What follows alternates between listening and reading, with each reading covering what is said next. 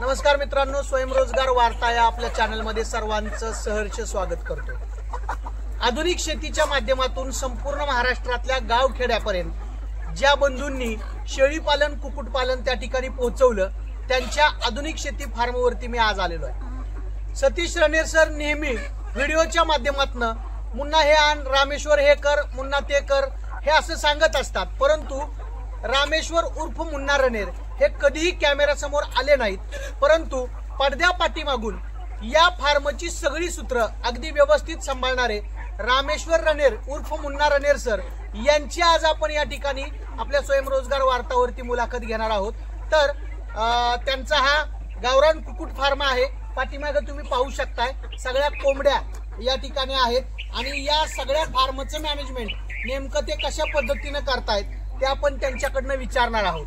नमस्कार सर, आमच्या चॅनलमध्ये तुमच्या सर्वांचं या ठिकाणी सहर्ष स्वागत करतो। धन्यवाद। तर महाराष्ट्रातल्या अनेक लोकांना तुमचा चेहरा पाहायचा होता की आधुनिक शेती फार्मच्या माध्यमातून, आधुनिक शेती युट्यूब चॅनलच्या माध्यमातून सतीश सरच्या तोंडामध्ये नेहमी तुमचं नाव असतं आणि बऱ्याच लोकांना रामेश्वर रणेर किंवा मुन्ना रणेर नेमकं काय आहे हे प्रॅक्टिकलच्या ट्रेनिंगला इथं आल्यानंतर पाहायला मिळतं। त्यामुळं माझ्या मनामध्ये तो विषय होता की बाबा तुम्हाला एकदा आपल्या स्वयंरोजगारच्या माध्यमातून लोकांपर्यंत पोहोचवण्याचा एक छोटासा प्रयत्न करावा। तर अनेक लोकांना तुमचा चेहरा पाहायचा होता आणि त्या माध्यमातून तुमच्याकडे हे जे तुम्ही सगळं उभा केलेलं वैभव आहे किंवा हे सगळं मॅनेजमेंट कसं करतात ते ऐकून घेण्याची उत्सुकता पण आहे। तर मला सगळ्यात पहिल्यांदा मी तुम्हाला काही प्रश्न विचारेल। तर हे जे आधुनिक शेती फार्म आहे हे फार्म उभा करत असतानाची सगळी हिस्ट्री नेहमी सरांकडनं मी ऐकत असतो, पण ह्या आधुनिक शेती फार्म बद्दल तुम्ही काय सांगू शकता? नमस्कार। आम्ही ज्यावेळेस इथं आधुनिक शेती फार्म आपल्याला उभा राहायचा आहे किंवा आपल्याला एक स्टेबल ठिकाणी आपल्याला कुठंतरी एक फार्म ठेवायचा, अगोदर आपला फार्म भोपाळी शेळी पालन फार्म जे की परभणीपासून एक 3-4 किलोमीटरच्या दरम्यान होता, पण आता हा जे फार्म केला हे आपण आपल्या स्वतःच्या जमिनीमध्ये केला। पहिला जो फार्म होता तो आपला पूर्ण रेंटने होता, 5 वर्षासाठी आपण ॲग्रीमेंट करून रेंटने घेतला होता। आता हा जो फार्म केला हा आपल्या स्वतःच्या शेतामध्ये, म्हणजे इथून कुठं आपल्याला हलवायची गरज पडणार नाही। ज्यावेळेस आम्ही इथं आजच्या 4 वर्षापूर्वी आलो होतो ना, मी आणि सतीश सर, आम्ही दोघं जण ज्यावेळेस फर्स्ट टाइम समजा या शेतामध्ये आलो, इथं आपण जिथं बसलो तिथं, त्यावेळेस येते वेळेस म्हणजे रोडपासून आपलं हे अंतर 500 मीटरचं आहे, 500 नाही 350 मीटरचं आहे, तिथून इथपर्यंत येण्यासाठी रस्ता नव्हता सर। आम्ही ज्यावेळेस पहिल्या वेळेस आलो त्यावेळेस आमच्या चपला तिथं होत्या रोडवर, आम्ही दोघं गुडघ्या इतका चिखल होता, पावसाळ्यामध्येच आलो होतो, थोडा कापूस हे लावला होता बऱ्यापैकी, गुडघ्या इतका चिखल होता। आम्ही चिखलानं आलो तर इथं आलो, या शेतामध्ये आलो, तिथं थांबलो की बाबा आपल्याला इथं फार्म करायचं। म्हणलं इथं पाणी नाही, ना रस्ता आहे, ना इथं कुठं लाईटची व्यवस्था आहे, कुठल्या म्हणजे भौतिक सुविधा तर नाहीत, पण ज्या गरजेची सुविधा आहेत त्या पण नव्हत्या। पण इथं आपल्याला एवढं मोठं वैभव करायचं आहे की म्हणजे आम्ही भविष्यात आम्ही एक बघितलं होतं की आपल्याला असं करायचं आहे, इथं असं शेड करायचा, म्हणजे एक नकाशा आधी बनवला, नंतर या गोष्टीसाठी इथं आलो त्यावेळेस कळालं की बाबा इथं खूप म्हणजे करणं जरा अवघड जाईल आपल्याला।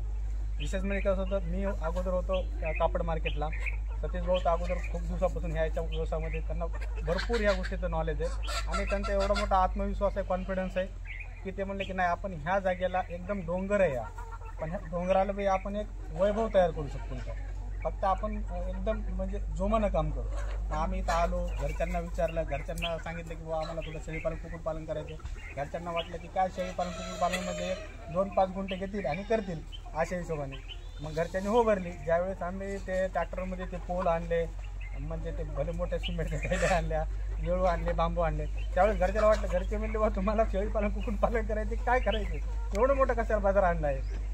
मग त्यांना सांगितलं की बाबा आम्हाला असं शेड करायचं, असं नाही म्हणले बाबा तुम्ही म्हणजे कशाला वगैरे देता, कुठे या शेळ्याच्या नादी लागायला, तुम्ही म्हणजे या व्यवसायात शेतीमध्ये नाही, तुमच्याच्यानं होणार नाही असं तसं। पण घरच्यांना एकदम परफेक्ट आम्ही बसून विश्वास दिला की बाबा आम्ही जे पण करायला, आता उदाहरण आपलं हे 1 एकर शेती जाणार आहे, म्हणजे 1 एकरामधून किती उत्पन्न होणार आहे त्या हिशोबाने आम्ही तुम्हाला उत्पन्न देऊ, आहे का नाही, त्याच्या अधिक देऊ, पण आम्हाला हे करू द्या। आता एकदा आमच्या मनामध्ये तर ते ऊर्जा निर्माण झालेली आहे, तर ती ऊर्जा आम्हाला शांत करू द्या, त्या हिशोबाने आम्ही इथं आलो।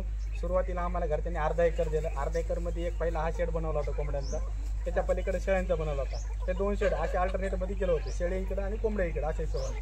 सुरुवातीला किती आमच्याकडे 10-12 शेळ्या होत्या आणि सगळ्यात पहिल्यांदा आम्ही 360 कोंबड्यांची बॅच आणली होती. ती 330 जळगाववरून आणली होती. असा सुरू झाला.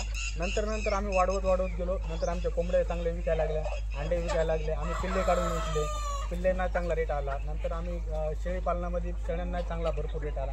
नंतर मग थोडंसं वाढवलं. मग घरच्यांना सांगितलं की बाबा आता असं पैसे यायले, पण थोडंसं वाढू द्या. मग परत थोडंसं जागा दिली, परत थोडं असं करत आज आम्ही 3.5 एकरापर्यंत गेलो. आज 2 एकर पूर्ण चारा आहे. चाऱ्यामध्ये विशेष म्हणजे जे की कुठल्या विद्यापीठात नाही असं एवढं आम्ही चारा लावला. म्हणजे सांगायचं म्हणजे विदेशातला पण चारा आहे. अमेरिकन 5G सारखा पण आपल्या जो 10 गुंठ्याचा प्लॉट आहे. त्याच्यानंतर ऑस्ट्रेलियन रेड नेपियर आहे, तैवान देशाची जात असेल, सगळे नेपियर लावले. शेळी हा जात जी आहे ती 12 प्रकारचं झाडा खाणारी जात आहे. तिला 1-2 प्रकारचा चालू. तिला समजा मेथी घास भरपूर आवडते, मेथी घास प्रोटीनयुक्त आहे, पण तिला आपण रोज मेथी घास देऊ शकत नाही, ती खाणारच नाही. तिचं पचन होणार नाही आणि तिला पाहिजे तेवढा म्हणजे तिच्या शरीराला म्हणजे पोषक होणार नाही. तिच्यासाठी तिला 12 प्रकारचा वनस्पती चारा द्यायचा. मग त्यावेळेस आम्ही काय केलं, जेवढं आपल्याला आम्ही बंदिस्ती केलं. आता कसं आहे, आपली या एजमध्ये आपली मानसिकता नाही की बाहेर कुठं तरी घेऊन जायचं, शेळ्या वळायच्या. आपण जर असं हे केलं तर घरचे बी आपल्याला थोडंसं, घरचे तर काय बाकी गावातले सगळे मित्र कंपनी थोडंसं नाव ठेवते. म्हणून काय केलं, थोडासा बंदिस्त टाईप शेड केला, समोरच चारा लावला, इथून चारा कट करायचा आणि घालून टाकायचं. या रोटेशनमध्ये केलं. आज एकदम म्हणजे बऱ्यापैकी याच्यातून इन्कम पण चालू झाली आहे. कोंबड्या पण विकतो, शेळ्या आता जवळपास आपल्याकडे शिरोई पण आहे, आफ्रिकन बोर पण आहे, बिटल पण आहे, त्याच्यानंतर तोतापरी आहे, काठेवाडी पण आहे आणि गावरान आहे आणि उस्मानाबादी आहे. आणि सगळ्यात महत्त्वाचं म्हणजे यांच्या लेंडी खत पण आपण तयार करतो. आपण आजोला फार्मिंग केलेली आहे, हायड्रोपोनिक फार्मिंग केलेली आहे. त्याच्यानंतर आणि सगळं जे काही केलं आहे ते एकदम स्वतः केलेलं आहे. याच्यामध्ये कुठला रोजगार लावून किंवा कुठला एखादा स्पेशल इंजिनियर बोलून बाबा शेड असा करायचा, कमी खर्चात करायचा, असं काहीच नाही. सगळे शेड याचं टोटल आम्ही घरगुती बनवलेले आहेत. आपल्या आधुनिक शेती फार्म चॅनलमध्ये तर सगळ्या ह्या गोष्टी आपण टाकलेल्याच आहेत. तुमच्या चॅनलमध्ये सर्वात पहिली वेळेस तर तुम्ही आज मुलाखत देते.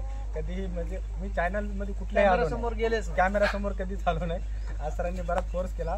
म्हटलं आपण 1-2 मिनटं नॉर्मल आपण चर्चा करू. म्हटलं चला ठीक आहे. पहा मित्रांनो, इवलेसे रोप लाविली दारी, तयाचा वेलू गेला गगनावरी. म्हणजे तुम्ही जे हे सगळं वैभव बघताय, या वैभवाच्या पाठीमागं खूप सारी मेहनत या दोघांची आहे. मुन्ना सर असतील आणि सतीश सर असतील, या दोघांनी खूप मेहनत केली. तुम्ही ऐकलत की या ठिकाणी यायला गुडघे एवढ्या चिखलातनं या दोघांना यावं लागलं आणि आज सहजासहजी सगळ्यांच्या 4 व्हीलर इथं येतात. याच्या पाठीमागचा जो कष्ट आहे, जो संघर्ष आहे, तो काही कमी नव्हता. आणि आज या ठिकाणी महाराष्ट्रातले मोठे मोठे अधिकारी, मोठे मोठे नेते, मोठी IT क्षेत्रातली, प्रत्येक क्षेत्रातली खूप सारी लोक इथं व्हिजिट द्यायला येतात.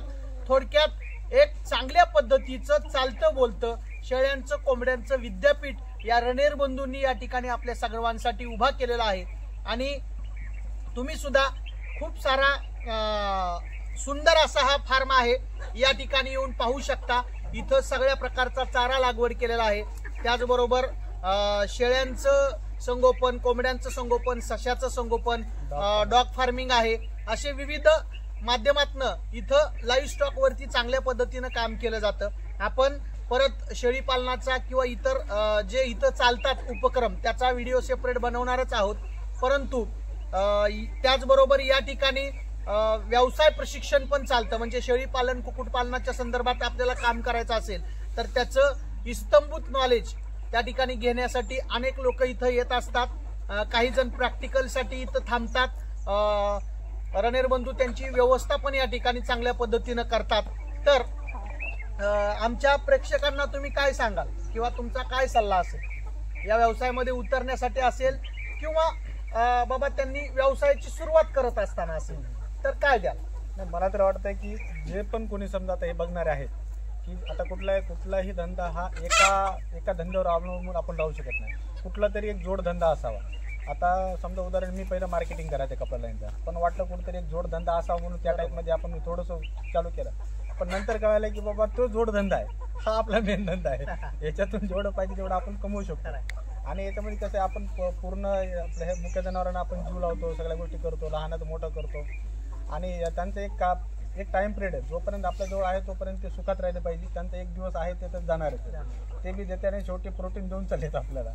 आणि याची म्हणजे दिवसेंदिवस याची किंमत वाढत चाललेली आहे. आमचा उद्देश तर हा आहे की बाबा शेळीपालनातलं एक हब म्हणून आम्ही इथं हा फार्म तयार करणार आहोत. एकदम ज्यांच्या मनात शेळीपालनाची इच्छा आली त्यांनी आपल्या फार्मवर यावं आणि एकदम साध्या पद्धतीत, म्हणजे समजा ज्यांच्याकडे साधारण 40-50 हजार रुपये आहेत आणि करण्याची इच्छा आहे त्यांनी आपल्या फार्मवर झालं की बाबा शेड कसा झाला 10-20 हजार रुपयामध्ये, त्यांनी कसं थोडंसं समोर केलं, एक 10 शेळ्या आणल्या. मला वाटतं आता कोणी कुठलाही समजा एखादा समजा ॲटोवाला आहे किंवा कपडा दुकानवाला आहे किंवा कुठेतरी किराणावाला आहे, कोणी कुठल्याही व्यवसायात, कोणी शेती करणार आहे, तर मला वाटतं तुम्ही जोडधंदा म्हणून एक 4-5 शेळ्या घ्यायला पाहिजे. एक छोटंसं शेड करायचं, त्याच्यासमोर एक 5-6 प्रकारचा चारा लावायचा. उदाहरण तुमच्याकडे जमीन समजा 5 गुंठे 10 गुंठे 10 गुंठे तुम्ही 2-2 गुंठे लावा, पण व्हरायटी लावा चाऱ्याची. एकच क्वांटिटी करायची नाही, व्हरायटी लावायची वेगवेगळ्या. आणि तो चारा आपण डेली रुटीनमध्ये टाकायचा. शेळ्यांना काय फक्त थोडासा सुका चारा वगैरे तुम्हाला स्टॉक करून ठेवावा लागेल. सुका चारा तर आपल्याकडे फ्रीमध्ये मिळतो. सध्या तरी विकत घेण्याची आणखी कंडिशन एवढी आली नाही. पश्चिम महाराष्ट्रात आता 4 आणि 8 रुपयाने किलो प्रमाणे सुका चारा जातो, पण आपल्याकडे भुईमुगाचं गाड असो, पुन्हा चना आहे, सोयाबीन आहे, तूर भुसा आहे, हे सगळं सध्या फ्रीमध्ये भेटतं. हे थोडं स्टॉक करून जर ठेवलं ना, तर माझं तरी म्हणणं आहे की आपण जो कुठला व्यवसाय करतो त्याचा ऑल एक्सपेन्स सगळा खर्च आहे का ह्याच्यातून निघेल. आपण जे काही व्यवसाय करतो त्याच्यातून आपला प्रॉफिट राहील, पण कुठला तरी एक जोडधंदा करायला पाहिजे. नक्कीच ज्यांच्याकडं सध्याला आता 40-50 हजार रुपये आहेत किंवा पैसे जरी नसतील तरी भांडवल कसं उपलब्ध करायचं ते पण इथं सांगितलं जातं. त्यामुळं तुम्हाला या व्यवसायामध्ये उतरण्या अगोदर एकदा इथं यावंच लागेल. तर मुन्ना सरांनी आम्हाला वेळ दिला त्याबद्दल स्वयंरोजगारच्या वतीनं आपले आभार आणि आम्ही या ठिकाणी थांबतो. धन्यवाद.